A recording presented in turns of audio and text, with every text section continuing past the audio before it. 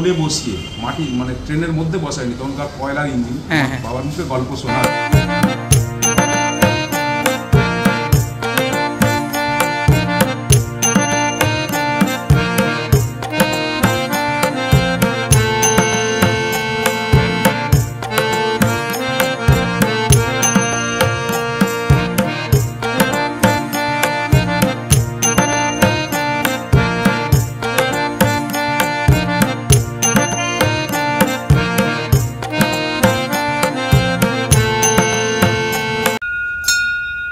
Good afternoon, welcome back to channel in a brand new blog. आमी अभि और आपनारा देखছেন আমার চ্যানেল অভিদিতি ক্রিয়েশন।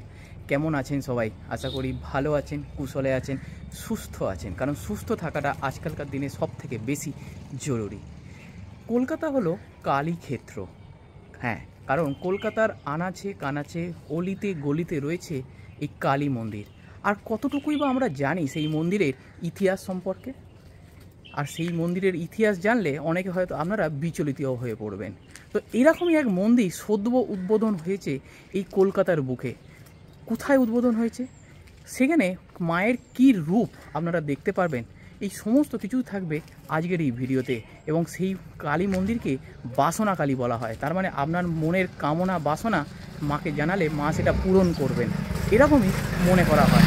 প্রায় 190 বছরের পুরনো এই মন্দির নবরূপে খুলে গেছে সবার জন্য। তাহলে চলুন ভিডিওটাকে এখান থেকে শুরু করি। আর যারা এরকম ভিডিও দেখতে ভালোবাসেন, মায়ের আশীর্বাদ নিতে চান, অবশ্যই চ্যানেলটাকে সাবস্ক্রাইব করবেন, পাশে থাকবেন। চলুন শুরু করি। এখন এই মুহূর্তে আমি দাঁড়িয়ে রয়েছি হচ্ছে গড়িয়া বাজার এলাকা, ঠিক আছে? গড়িয়া বাজার যে এরিয়া, সেই গড়িয়া বাজারের ওপরই আমি এখন দাঁড়িয়ে রয়েছি। এটা একটা চৌমাথা, মানে এই দিক থেকে হচ্ছে বাড়িপুর, এই বাড়িপুর থেকে আসার পরে এই দিকটা হচ্ছে বাইপাসের দিকে চলে যাচ্ছে। এই যে বাস দাঁড়িয়েছে দেখুন, এইগুলো সব বাইপাসের দিকে যায়। আর এইটা হচ্ছে ল্যান্ডমার্ক, এই যে সেনকো। আর এটাই হচ্ছে গড়িয়া বাস স্ট্যান্ড। এটা মনে রাখবেন, গড়িয়া যে বাস স্ট্যান্ড, সেই বাস স্ট্যান্ডের যে টার্মিনাস রয়েছে ঠিক তার পাশেই রয়েছে হচ্ছে সেনকো, এইটা ল্যান্ডমার্ক। আর এই ঠিক পাশ দিয়ে দেখুন একটা রাস্তা এইদিকে ঢুকে যাচ্ছে। তো এই রাস্তা দিয়েই কিন্তু আমরা ভেতরে প্রবেশ করে 2 থেকে 3 মিনিট হাঁটবো। হাঁটলেই আজকের আমাদের ডেস্টিনেশন। তাহলে আপনারা চলে আসবেন হচ্ছে গড়িয়া বাজার।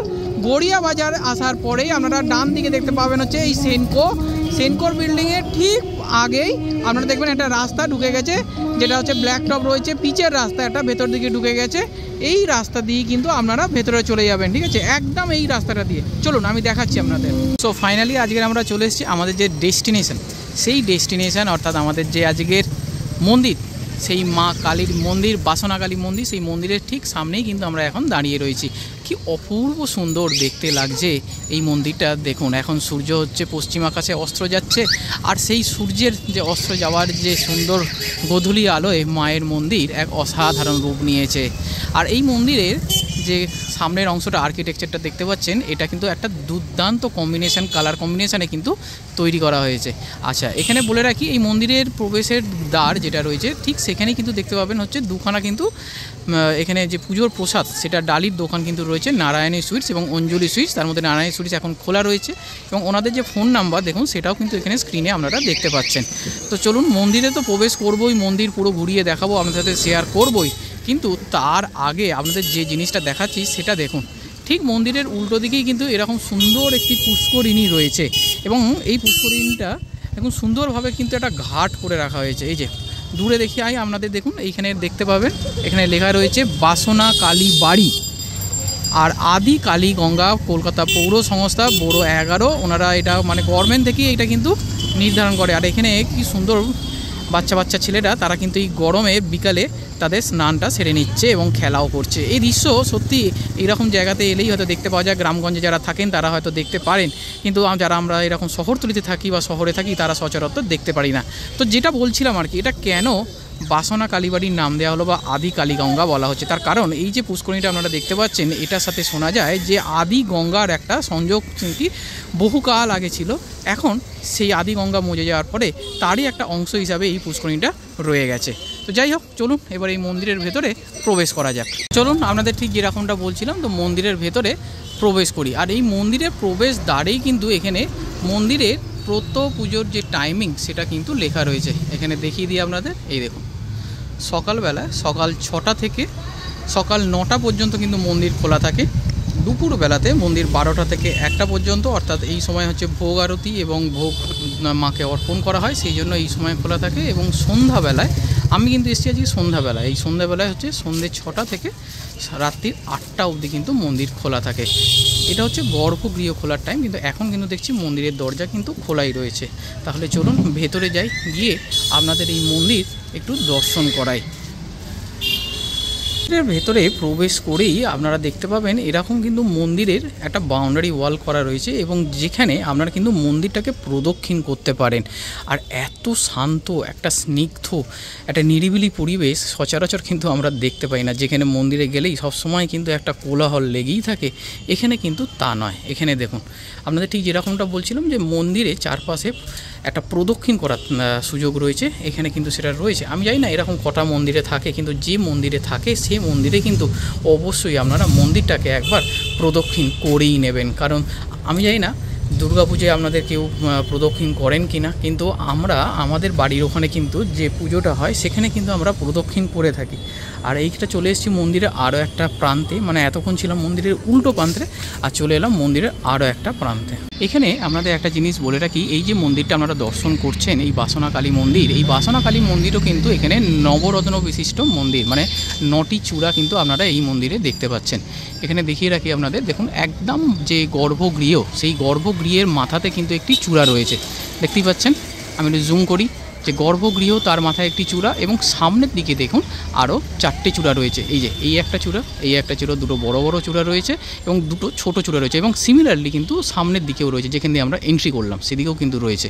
তার মানে 4টে 8টা, এবং একটি হচ্ছে মূল চূড়া। তাহলে এটাও কিন্তু বাংলার যে মন্দিরগুলো হয়, যেগুলো হচ্ছে এরকম 9টা চূড়া বিশিষ্ট মন্দির আমরা দেখতে পাই গ্রাম বাংলা এবং পশ্চিমবঙ্গের বিভিন্ন জায়গায় গেলে, সেই টাইপেরই চূড়া কিন্তু এই মন্দিরেও দেখতে পাচ্ছেন। কিন্তু এই মন্দিরের বিশেষত্ব কী বলুন তো, এই হচ্ছে কালার, একটা ঘিয়ে হলুদ এবং তার সাথে লালের কম্বিনেশানে কিন্তু একটা দুর্দান্ত কালার মন্দিরের সৃষ্টি হয়েছে। মায়ের মন্দির থাকবে আর সেখানে বাবার মন্দির থাকবে না, তা কি করে সম্ভব বলুন তো? কারণ যেখানেই মা অবস্থান করছে সেখানে মাকে রক্ষা করার জন্য তার ভৈরব তো থাকবেই, তাই না? যারা আপনারা ভারতবর্ষের ইতিহাস পড়েছেন তারা তো জানেন সব কিছুই, বা যারা এইরকম পৌরাণিক কাহিনী পড়েছেন তারা তো সবই জানেন। তো এখানেও কিন্তু দেখুন তার ব্যতিক্রম নয়। এই হচ্ছে মায়ের মন্দির, আর ঠিক মায়ের মন্দিরের ঠিক পাশেই অবস্থিত হচ্ছে শিব মন্দির, আর এখানে দেবাদেব মহাদেব কিন্তু অবস্থান করছেন। তো চলুন মহাদেবকে একবার দর্শন করে নিন। দেখে রাখি মন্দিরে কিন্তু আরও একটা এন্ট্রি গেট রয়েছে, এদিকে একটা দেখতে পাচ্ছেন, ওদিকে একটা এন্ট্রি গেট রয়েছে, এবং এদিকেও কিন্তু একটা এন্ট্রি গেট রয়েছে, এবং এই এন্ট্রি গেট দিয়ে ঢুকে এসেই কিন্তু সামনে একটা দেখবেন ছোট্ট মতো গ্রিনারি স্পেস তৈরি করে রাখা রয়েছে, এবং এটা কিন্তু একটা গাছ লাগিয়েছে। মানে এটা খুব ভালো লাগলো, কারণ মন্দির কর্তৃপক্ষ এরকম গাছ লাগাচ্ছে, কারণ এটা একটা ছোট্ট মেসেজ যেসব দর্শনার্থী বা যেসব পিলগ্রিম এখানে আসবে তারা যেন এটা দেখতে পায়। এবং এখানে লেখাও রয়েছে দেখুন, গাছ কেউ হাত দেবেন না। এই যে অনেকেই আসে, তারা তো সবাই বোঝে না, বাচ্চাও আসে, তো গাছগুলোকে নষ্ট করে দেয়। তো সেই জন্য এই সুন্দর লেখাটা কিন্তু এখানে রয়েছে। এবং এখানে আর একটা জিনিসও আপনাদের দেখিয়ে রাখি, সেটা হচ্ছে এখানে বাবার মন্দিরে আপনারা পুজো দেবেন, বাবাকে মাথায় জলও ঢালতে পারেন। ঢালার পরে যদি তারা মায়ের মন্দিরে বা বাবার উদ্দেশ্যে এখানে ধূপবাতি জ্বালাতে চান, তাহলে কিন্তু মন্দিরের ভেতরে নয়, মন্দিরের বাইরে কিন্তু আপনারা ধূপবাতি জ্বালাবেন। এই দেখুন এখানে লেখা রয়েছে ধূপ মোমবাতি এখানে জ্বালান। তার মানে এই যে বিধিটা তৈরি করা হয়েছে নিচে দেখতেই পাচ্ছেন, এই অংশেই কিন্তু আপনারা ধূপবাতি জ্বালাবেন। আর এই পাশেও দেখুন একটা সুন্দর বাগান মতো তৈরি করা হয়েছে।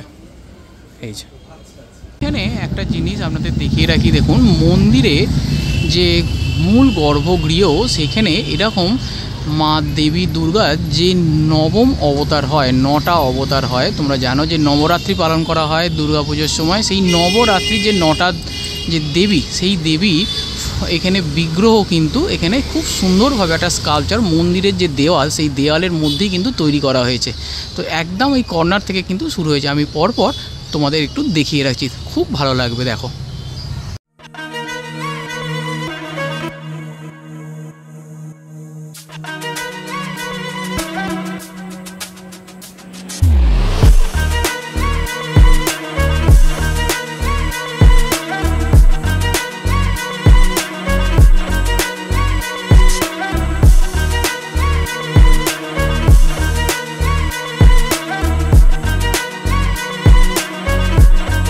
সিঁড়ি রয়েছে, দেখো মন্দিরের ভেতরে প্রবেশ করি এরকম শ্বেত পাথরের সিঁড়ি রয়েছে। তো সিঁড়ি দিয়ে তোমরা উপরে উঠে আসবে। আমি এখন উপরে চলে এসেছি এবং উপরেও দেখো এত সুন্দরভাবে মন্দিরটাকে নতুনভাবে তৈরি করেছে যে কি বলবো। এরকম ওপরে হচ্ছে ডুম লাইট বসানো রয়েছে এবং আমি যেটা শুনেছি যে এই মন্দির নাকি সূর্যের আলোয় যতটা না সুন্দর তার থেকে রাতের বেলায় আর এক মায়াবী রূপ নেয়। তো সেই রূপ আমি দেখাবো তোমাদের, তার জন্যই আমি ওয়েট করছি। চলো এবারে মন্দিরটাকে আপনাদের একটু ঘুরিয়ে দেখাই।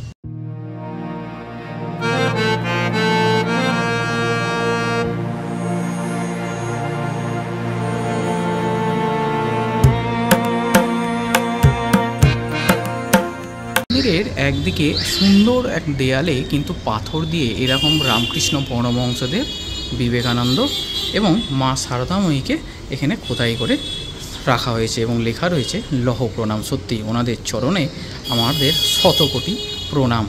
অসাধারণভাবে সুন্দর করে কিন্তু মন্দিরটাকে সাজিয়ে তোলা হয়েছে। এবার চলে আসি মূল গর্ভগৃহের ভেতরে।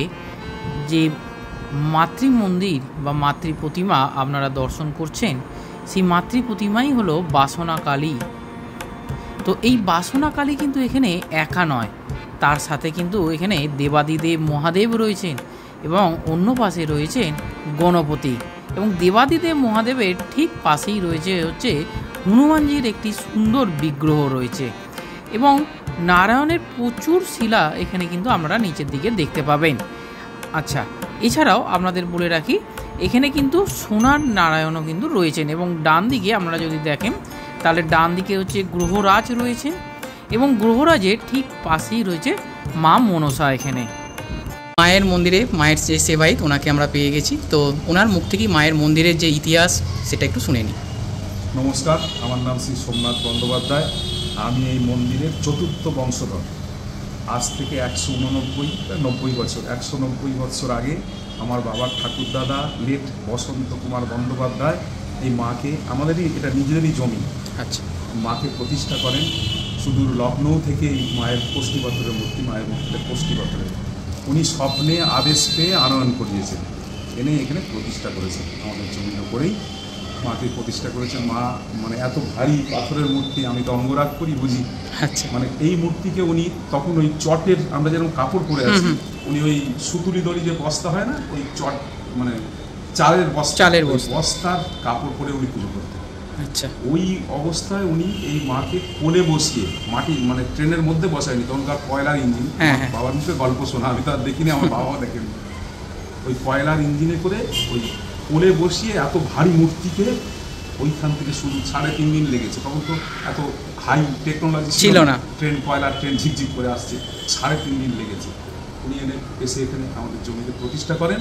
সেই থেকে উনি পূজিত করার পর বাবা মানে আমার বাবার ঠাকুরদাদা, মানে আমার ঠাকুরদাদা বাবার বাবা যে সুধীর মোহন বন্দ্যোপাধ্যায় কিছু বছর পুজো করেছেন। তারপর থেকে আমার বাবা প্রায় 72 বছর পুজো করেছেন। 86 বছর পুজো রেখেছেন, বাবা 1 বছর করেছেন। আমি প্রায় 42 বছর হতে যাই মায়ের আশীর্বাদে, মায়ের সেবা অর্চনা করে আসছি। নিজেদেরই মা, নিজেদেরই করতে হবে। আর মন্দিরটা একদম নতুন মানে রিনোভেট করা হয়েছে। ইতিহাস হচ্ছে আমার বাবার ঠাকুরদাদা যিনি বসন্ত ঠাকুর মানে প্রতিষ্ঠাতা, উনি ওই হোগলার তালপাতা দিয়ে প্রতিষ্ঠা করেছিলেন। এইরকম আগে যেরকম গ্রামে গঞ্জে থাকতো, এই গড়িয়া শ্মশানটাও আমাদের। আচ্ছা, কর্পোরেশন নিয়েছে। তা ওই হোগলা তালপাতার ঘরের মানে বেশ কিছু বছর পুজো হওয়ার পর কিছু কিছু মানুষ এগিয়ে এলো, ঠাকুরমশাই মাকে যখন প্রতিষ্ঠা করেছেন আমরাও একটু সহযোগিতা করি বলে ওই আস্তে আস্তে ইটের গাঁথুনি টাথুনি হয়ে তখনকার চুন সুতির গাঁথুনি তো অনুন্নত মানের, মানে বেশি দিন লাস্টিং করলো না। তাও 189 বছর, মানে অনেক দিন ছিল একদম। এটা 23শে নভেম্বর ওপেন হয়েছে এই মন্দিরটা। তার আগে 18 মাস ধরে মন্দিরটা হয়েছে।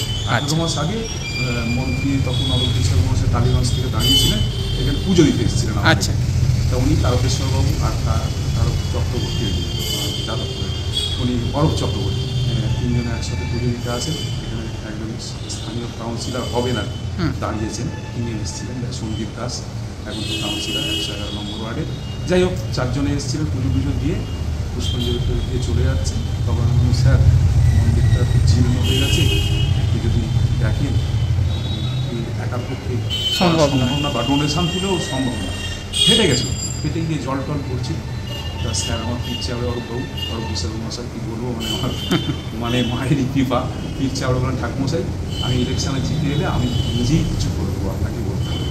তেমনি ইলেকশানে জিতে এসেই 1 মাসের মধ্যেই এখানে টাটা সুমন এসে দাঁড়িয়ে ঠাকুমশাই কোথাও ডাক হয়ে সন্ধ্যা আরতি করছে, দাঁড়ালেন, আমি গেলাম, বলুন কী করতে হবে। দেখুন মা সবার, মা আমার একার না, আপনি যেভাবে মাকে সজ্জিত করে দেবেন ওইভাবেই সজ্জিত হবে। এই অবদান, এই মন্দিরটা আমরা উপহার পেয়েছি, এলাকাবাসী উপহার পেয়েছে একদম। এর মানে এখানে বলার মানে উনি আন্তরিকভাবে ঢেলে দিয়েছেন, বুঝতেই পারছেন, কোনো দিকে কোনো কার্পণ্যতা করেননি। আচ্ছা, মায়ের এখানে কি কোনো ভোগ প্রসাদের ব্যবস্থা আছে? মায়ের ভোগ হয়, আগে তো আমার বাবার ঠাকুরদাদার আমলে বাবার পিসিমা ছিলেন, উনি রান্না করতেন। আচ্ছা, অনেক বছর হয়েছে, গত হয়েছে। তা এই মায়ের ভোগ রান্না করা হচ্ছে শক্তি মন্ত্রে দীক্ষিত হওয়া যায়। আচ্ছা, এখন বর্তমানে সেরকম কেউ নেই আমাদের রিলেটিভ, আমরা নিজেরাই বংশপরম্পরা করে আসছি, তো ওই অমাবস্যার দিন ভোগটা হয়। আচ্ছা, ওটা আমি নিজেই রান্না করি। আচ্ছা, হ্যাঁ, সেদিন কি যারা ভক্তরা আসেন সবাই? হ্যাঁ, সবাইকে ভোগ, জেনারেলের জন্য একদম। আচ্ছা, ওই খিচুড়ি, কোনোবার ভেজিটেবিল খিচুড়ি পায়েস, কোনোবার তরকারি ভাজা, যেরকম কিছু কিছু দেয়, জিনিসপত্র দেয়, চাল ডাল দুধ, কেউ হয়তো বললো আমি পায়েসের খরচাটা দেবো, এইভাবে হয়। আর নিত্য পুজো হয়।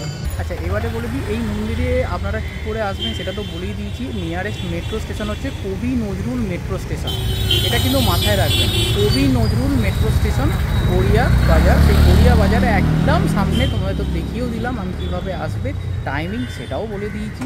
একদম আমার পেছনে যদি তোমাদের দেখাই, এখানেই কিন্তু দেখো পুজোর প্রসাদ দূর থেকে আনতে হবে না, এখানে কিন্তু তোমরা পেয়ে যাবে। তাই সমস্ত ইনফরমেশান কিন্তু তোমাদের সাথে আমি এই ভিডিওতেই কিন্তু শেয়ার করছি। এবারে তোমাদের দেখাবো সন্ধ্যা আরতি, একবার দেখে না।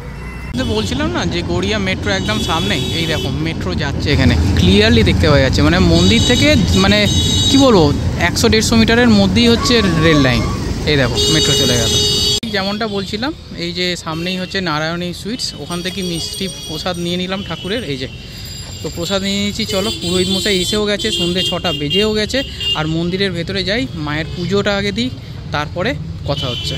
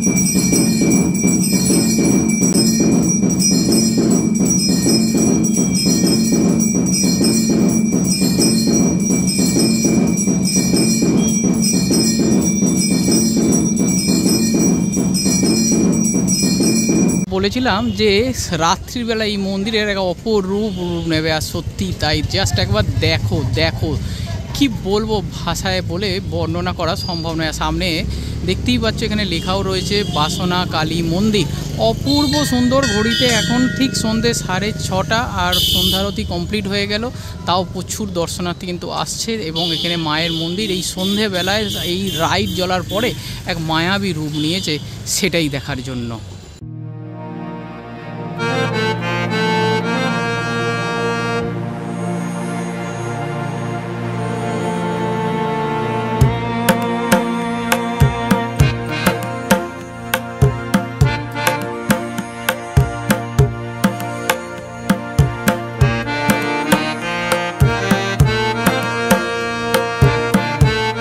তাহলে আজকের মতো ভিডিওটাকে এখানেই শেষ করছি। কেমন লাগলো অবশ্যই কিন্তু কমেন্ট বক্সে কমেন্ট করে জানিও। আর পেছনে মায়ের এত সুন্দর মন্দিরকে সাথে নিয়ে আজকের মতো বিদায় জানাচ্ছি। এরপরে যদি তোমাদের কোনো কোশ্চেন থাকে অবশ্যই কমেন্ট বক্সে কমেন্ট করো, সাথে সাথে কিন্তু রিপ্লাই দিয়ে দেবো। দেখা হচ্ছে খুব তাড়াতাড়ি আরও একটা নতুন ভিডিওতে।